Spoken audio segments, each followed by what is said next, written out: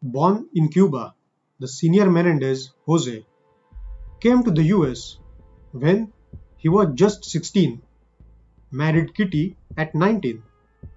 The Menendez family lived at first in Calabasas, an upper middle class suburb of Los Angeles, inland beyond Malibu, where they occupied one house while building a more spectacular one on 13 acres with mountaintop views. Then, unexpectedly, almost overnight, the family abandoned Calabasas and moved to Beverly Hills, where Jose bought the house on Elm Drive, a huge 6 bedroom Mediterranean style with a red tile roof, a courtyard, a swimming pool, a tennis court, and a guest house. It was a huge mansion. Jose was a self made man. He has worked his way up as a dishwasher at the Ritzy 21 Club in Manhattan, while he finished his accounting degree at Queen's College. He rose through leadership positions in companies like RCA, where he helped to sign the Eurythmics and Duran Duran, before becoming executive vice president at an independent film company called Carolco Pictures. He then moved his family from the East Coast to the West into a whopping $5 million mansion once inhabited by Elton John.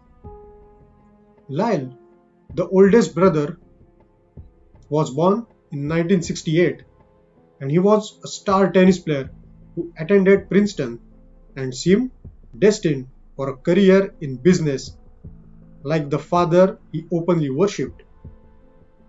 Erik, who was born in 1970, turned out to be even better at tennis, helped along by his father's obsessive intervention and wound up as a nationally ranked player in his age bracket. In a sense, they had no choice but to be successful. Jose was known as a hard-driving father who would work his children to the bone in athletics. It was an American fairy tale that Lyle in particular championed and admired, even as his father was alternately proud and controlling of his boys and reportedly pressured them to mirror his success in school and tennis. The Menendez were the ideal family, as everyone said. They were extraordinarily close-knit, and it was one big happy family. They did things together.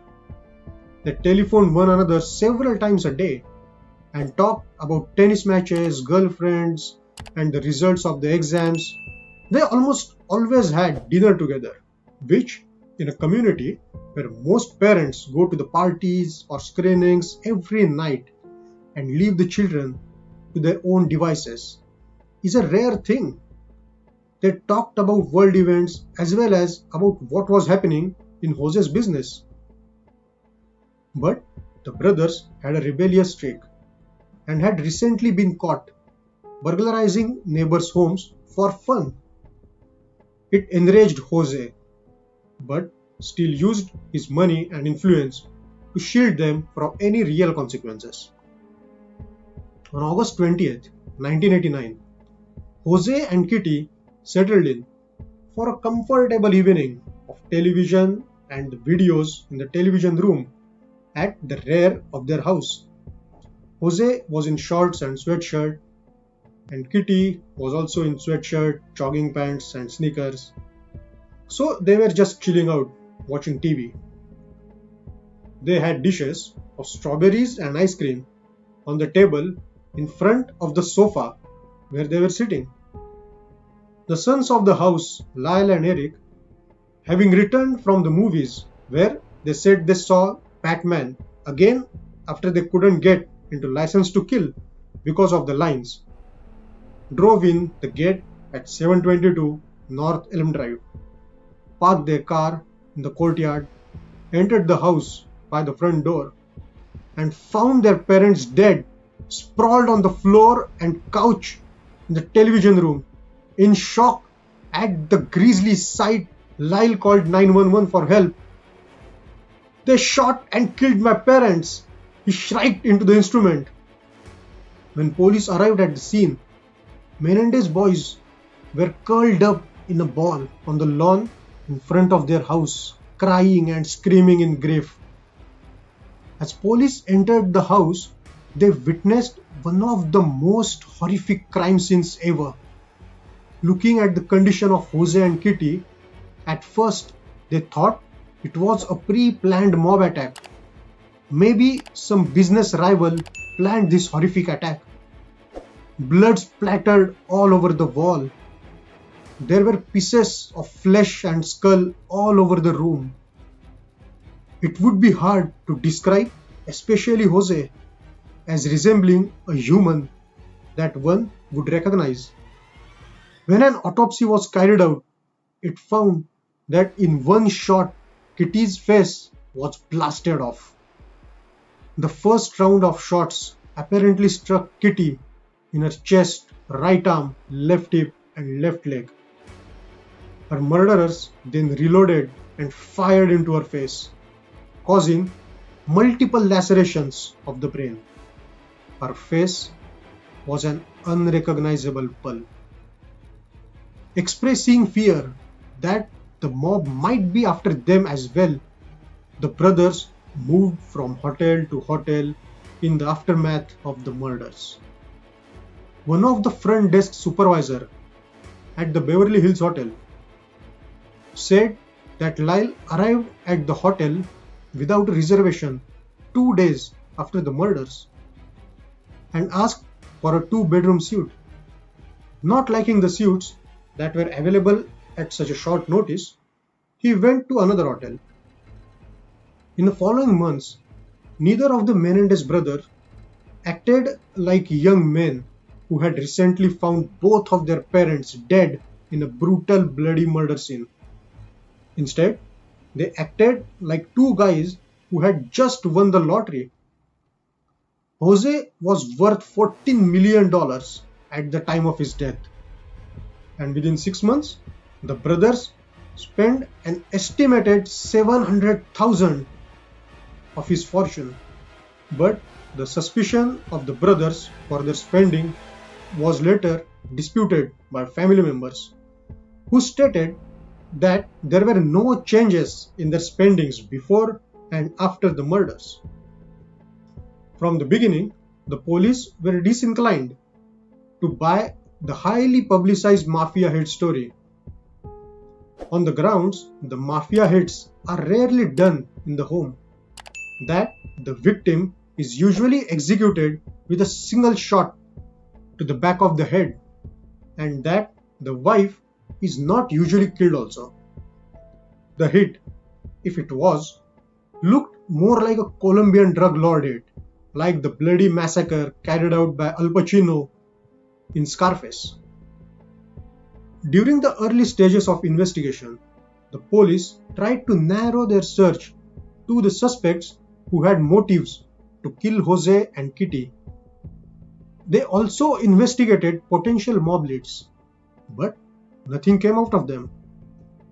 As the investigation continued, the police believed that the brothers were most likely the perpetrators, since they had the obvious financial motives and were liberally spending money after the murders.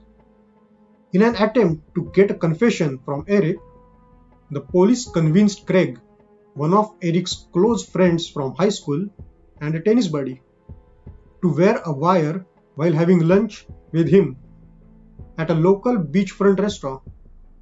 When Craig asked Erik if he killed his parents, Erik said no, but he eventually confessed to doing so to his psychologist, Jerome Ozil, who then told his mistress, Judalon Smith. Smith later broke up with Ozil and told the police about the brothers' involvement. Lyle was arrested on March 8, 1990, and Erik turned himself in 3 days later after returning to Los Angeles from Israel. Both were held without bail and separated from each other. Later, it was revealed that, along with a friend and tennis partner, the younger Menendez stole away a private cabin to churn out a 66-page screenplay called Friends, in which the protagonist kills 5 people, starting with his own parents. Weeks after his parents' deaths, Lyle confided to a friend that he had deleted the updated will from Mr. Menendez's computer, a highly suspicious act which would later be used against the brothers in the court.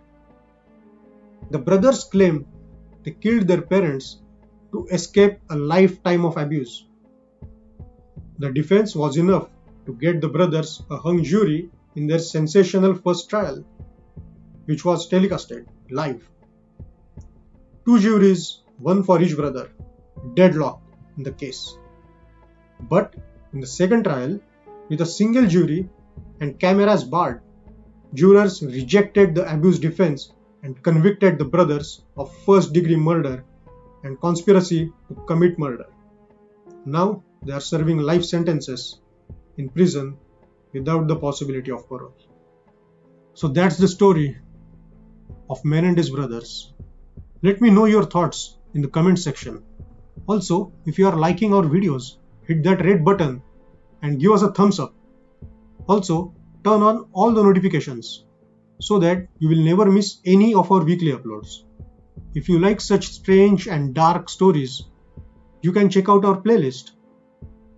Till then, take care.